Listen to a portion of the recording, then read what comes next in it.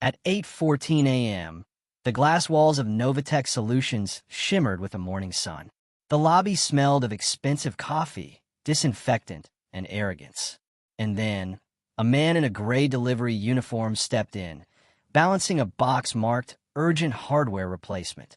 He was tall, mid-50s maybe, with calm eyes that studied everything. The employees gliding past, the receptionist pretending not to see him, the gold-lettered company motto behind the desk that read, "Innovation, Integrity, Excellence." Excuse me, he said politely, shifting the box in his arms. "I was told to deliver this to the executive floor." The receptionist, Lydia, sleek hair, red nails, and an attitude sharper than glass, barely looked up from her phone. "Deliveries through the back entrance," she said flatly. "Not through here. This lobby's for staff and guests only." He smiled gently. "Ma'am, the client requested direct confirmation of receipt. They said someone from management should sign." That's when a voice sliced through the air like a whip. "Don't touch that, delivery man. Those computers cost more than your monthly rent." Heads turned. Laughter followed. It was Chadwick Rayner, the head of product development, known for his arrogance and his obsession with appearances. He strolled forward in a tailored blue suit, clutching an espresso and his ego. The delivery man stayed quiet, calm, composed. "Sir," he said softly, "this is meant for the executive department." Chadwick raised a hand. No, I know your type. Always pretending to know what's urgent. Just drop it at the service bay. You don't belong up here." Someone near the reception whispered, "Who let the janitor play courier today?" Another voice added, "Maybe he's lost." The poor guy probably thought this was a warehouse. The delivery man's eyes didn't waver. He simply placed the box on the desk, adjusted his name tag, which read E. Grant, and waited. "Is there a problem?" he asked. Lydia scoffed. "Yeah, the problem is you standing there when I already told you where to go." Chadwick laughed. "You heard the lady. Take your box, Grant, or whatever your name is, and go deliver it to maintenance. Maybe they'll sign your clipboard for you." The tension spread fast, like fire on dry paper. Phones came out. Screens lit up. Hashtags began before anyone could spell humiliation. Hashtag Novatech drama. Hashtag Delivery Guy Gate. Someone whispered, "Go live. This is gold." Another chuckled, "Make sure you get Chadwick in the frame." The camera panned as Chadwick strutted closer. He knocked on a box with his knuckles. "You see this? Sensitive equipment. And you, what do you make? Minimum wage?" Laughter burst out behind him. The receptionist covered her mouth, pretending to cough. The man, Grant, stared at the logo behind the front desk, Novatech Solutions. He designed that logo himself. 4 years ago, but no one here knew that. He didn't speak. He didn't raise his voice. He just let them dig their hole deeper. "Sir," he said finally, his voice steady as granite, "would you prefer I leave it at the door of the executive conference room?" Chadwick's grin widened. "You're still here? Are you slow or just deaf?" "Look, pal," another manager chimed in, this one wearing a shiny ID badge that read Operations Lead, Ms. Monroe. "You can't just walk through corporate territory with unverified packages. That's a breach of protocol. Security will handle it." She turned to the guards by the elevator. "Escort him out, please." The delivery man sighed softly. "Understood." He looked up at the 2 guards approaching, both hesitant, one even apologetic, but orders were orders. One of them whispered, "Sorry, sir. Just procedure." He nodded. "I understand." As they led him toward the exit, Chadwick called out, "Next time, wear a cleaner uniform before you come begging for attention." The office erupted again.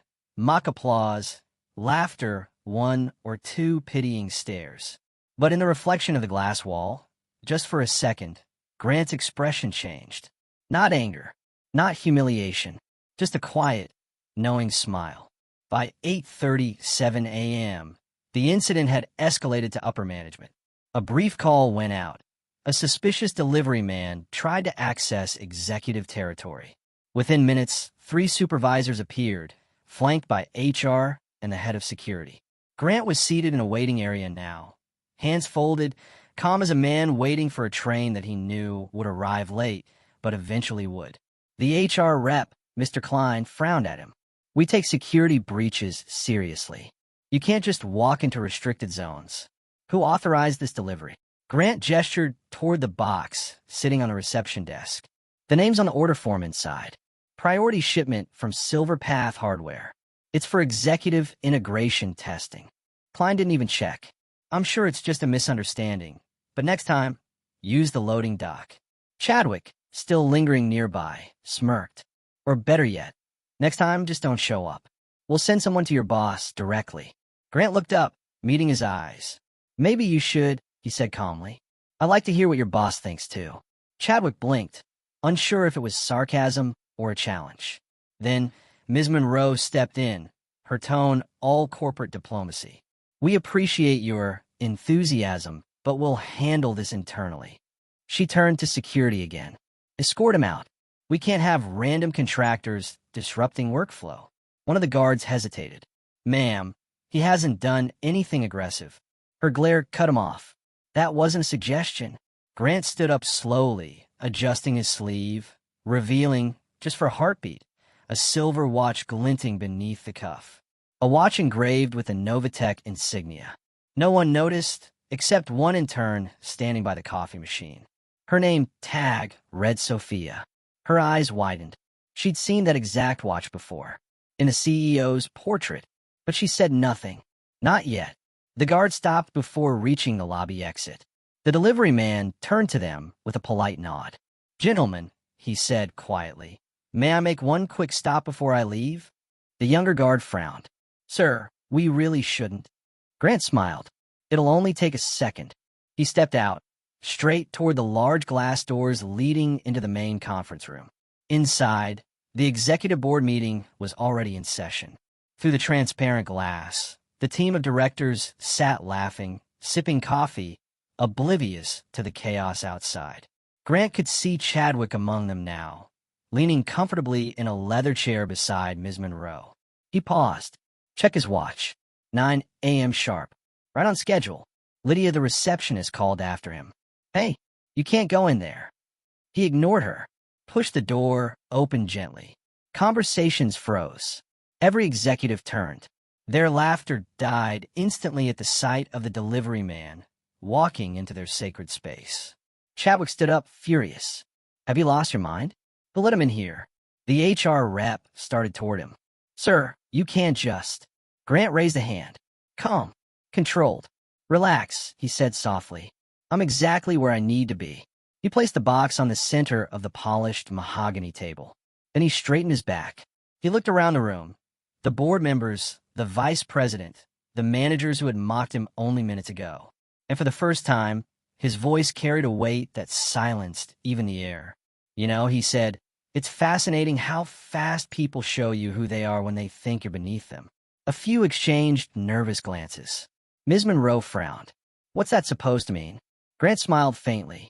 It means I've learned a lot this morning. He tapped the box twice. And this? It's not a delivery. Chadwick scoffed. Then what is it, janitor? Grant's gaze was cold, steady, almost regal. Proof, he said. Proof of everything that's wrong with this company. The silence that followed felt electric. Every breath hung in the air. Outside the glass, employees had gathered again. Phones lifted, recording the scene unfolding before them. Sophia, the intern, whispered to someone beside her. I think that's him. Someone asked. Him who? She swallowed hard. The CEO. Grant reached into his pocket and pulled out a slim access card, black with gold trim. The master executive badge. He swiped it against the conference room's control panel. Instantly, the large digital screen on the wall came alive, displaying his full name in bold letters. Elijah Grant, Chief Executive Officer, Novatech Solutions. Gasps rippled through the room. Chadwick froze, color draining from his face. Ms. Monroe stumbled back a step. Lydia's hand flew to her mouth outside the door. Elijah looked at them all. Calm, patient. The same man they mocked, belittled, and dismissed. I came here today, he said quietly, to see how my people treat others when they think no one's watching. He glanced at his watch again. Turns out, he continued, I didn't need cameras to see the truth.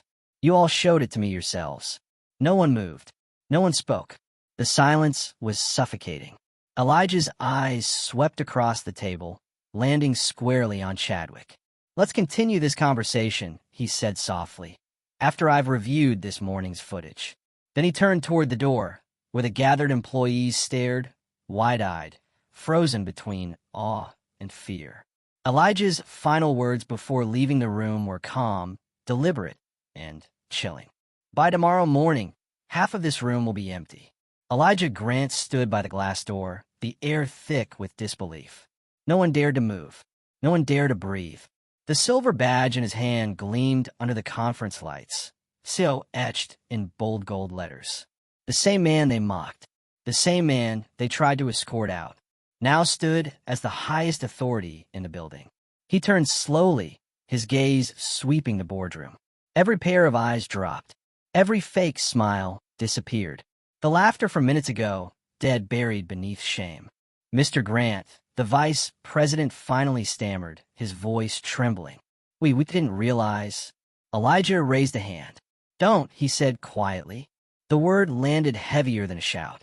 He walked toward the head of the table, his steps slow, deliberate. "Sit down," he said. They obeyed instantly. The room seemed smaller now, trapped in the gravity of truth. Elijah set the badge on the table beside the unopened box. He didn't need to yell. Power didn't need volume. It needed presence. He looked directly at Chadwick, the man who had mocked him first. "Tell me," Elijah said softly, "what was it you said earlier? Something about my salary." Chadwick's mouth opened, then closed. His confidence, gone, stripped away like a cheap veneer. I was joking, sir. I didn't mean—" Elijah's tone didn't change. "You didn't mean it, or you didn't mean for me to hear it?" The question lingered. Chadwick had no answer. Elijah turned his gaze to Lydia at the door, her hands shaking as she pretended to type. "Miss Lydia," he said, "you told me I didn't belong in this lobby." She swallowed hard. I was just following protocol, sir." He nodded slowly. "Protocol," he repeated. "That's a word people love to hide behind when decency is inconvenient." No one dared speak. The silence was its own kind of punishment. Elijah let the moment breathe, the quiet hum of air conditioning filling the space like background guilt. Then he pressed a button on the table. The digital screen behind him flickered to life again. Security footage from the lobby. Every word, every insult, every laugh, recorded. The room froze as their own voices echoed back at them. "Don't touch that, janitor. Those computers cost more than your salary. Take it to maintenance. You don't belong here." Their cruelty played like a symphony of arrogance. Elijah didn't look at the screen. He looked at them, at the people shifting in their seats, shrinking under the weight of their own words. When the footage ended, he simply said, "Now, let's talk about what belonging means." He stood at the head of the table, calm, collected, but his eyes burned with truth. "This company," he began, "was built from nothing. I started it with 2 employees, 1 desk, and a borrowed laptop. The mission was simple, innovation with integrity." He looked around the table. Somewhere along the line, we kept the innovation and lost the integrity. He tapped the stack of folders the HR assistant had brought in. "These," he said, "are reports from the past 6 months. Complaints ignored. Promotions denied. Employees spoke like they were disposable." He opened one file. "Maria Ortega, janitorial staff. I worked here for 10 years. Never missed a day. Passed over for an internal award because she wasn't a good public image." Who made that decision? No one answered. He turned a page. "James, warehouse staff. Dismissed for speaking up about unfair overtime. Who signed that termination?" Ms. Monroe swallowed. It was under my department's review, sir." Elijah met her eyes. "Under your review, but not under your conscience, apparently." She looked down, tears forming. He didn't smirk. He didn't gloat. He simply let the truth rest heavy in the air. "This morning," he continued, "wasn't just about me. I didn't come here to test your manners.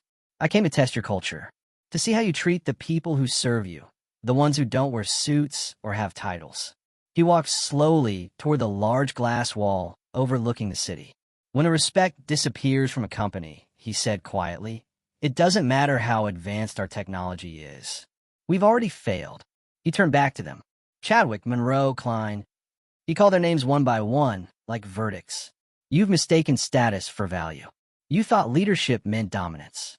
You forgot it means service. He opened his tablet and began to read.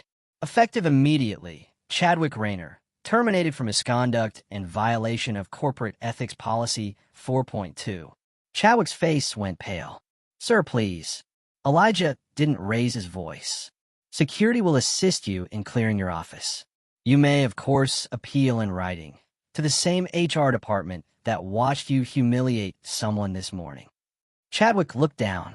He knew it was over. Elijah continued, his tone steady as a metronome. Ms. Monroe, you're suspended pending a full review of HR oversight.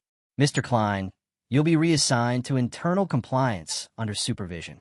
Each sentence landed like a gavel. Outside the glass, the employees who had gathered to watch now stood in silence. Some smiled faintly. Others looked ashamed. Elijah looked through the window at them. The clerks, the cleaners, the drivers, the people who had seen what respect really meant. Everyone out there, he said softly, deserves better than what they saw today. He pressed another button. The company's internal intercom came on.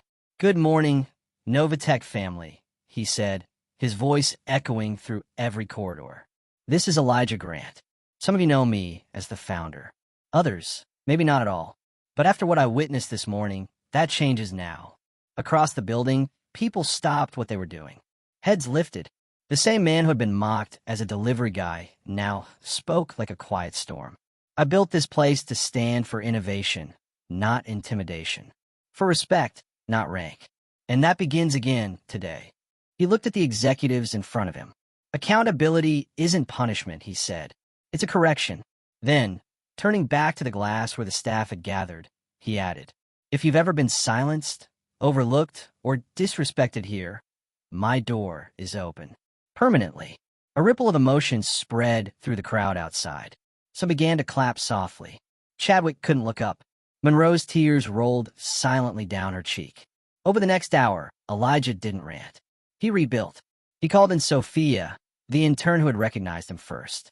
She entered nervously, clutching her tablet. Miss Sophia, he said kindly, you noticed my watch earlier, didn't you? She nodded shyly. Yes, sir. I thought it looked like the one in the company portrait, but I wasn't sure. Elijah smiled. You were sure enough to pay attention. And that's the kind of awareness I need around here. He handed her a folder. Effective immediately, you'll be transferred to corporate communications. We're launching a campaign called Respect Has No Rank. I'd like you to help lead it. Her eyes widened. Sir, me? Yes, you.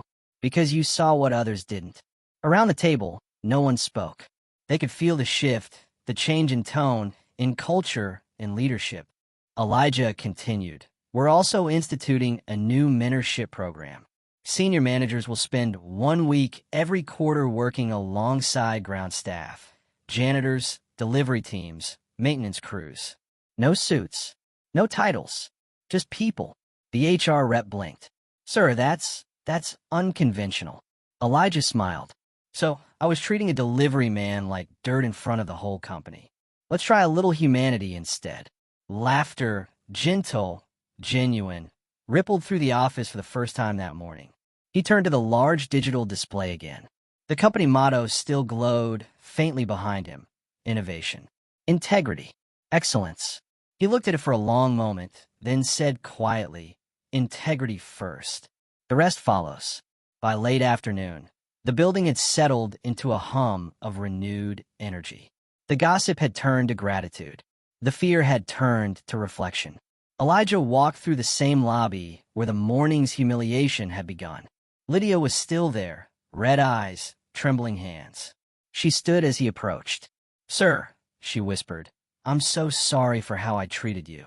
I don't have an excuse. Elijah stopped. I looked at her for a long moment. No, he said softly. You don't need one. She looked confused. He continued. An excuse is what you give when you want to escape responsibility. An apology is what you give when you want to change. Tears filled her eyes. I want to change. He nodded gently. Then start by treating the next person who walks through that door like they matter. He turned and began to walk toward the exit. On the wall beside the entrance, something new had been installed. a bronze plaque engraved with the words, "Respect has no rank," in honor of every unseen hand that built this company. He paused, brushed his fingers across the metal, and smiled faintly. Outside, the sun was beginning to set, the same kind of golden light that had shimmered on the glass that morning. Except this time, it didn't shine on arrogance. It shone on awareness. As he stepped outside, Elijah turned slightly toward the camera, toward the audience. His voice lowered, calm and reflective. You never really see a person until you stop looking down on them. Some crowns aren't worn. They're carried quietly, through humility. He paused. True power isn't loud. It's quiet justice. Never judge by the uniform. Some kings walk in work boots.